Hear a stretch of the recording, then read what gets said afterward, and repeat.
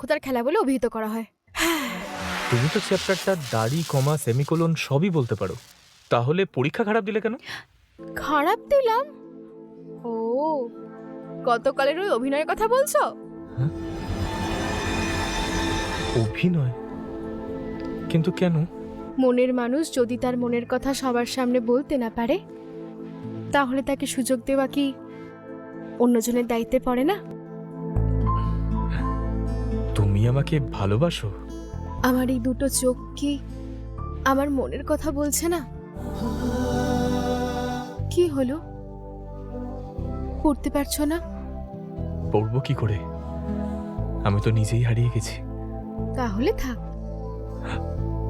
কি হলো? ওরকম চোখটা সরিয়ে নিলে যে?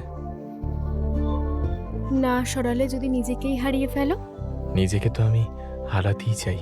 তোমার সাথে দেখা হওয়ার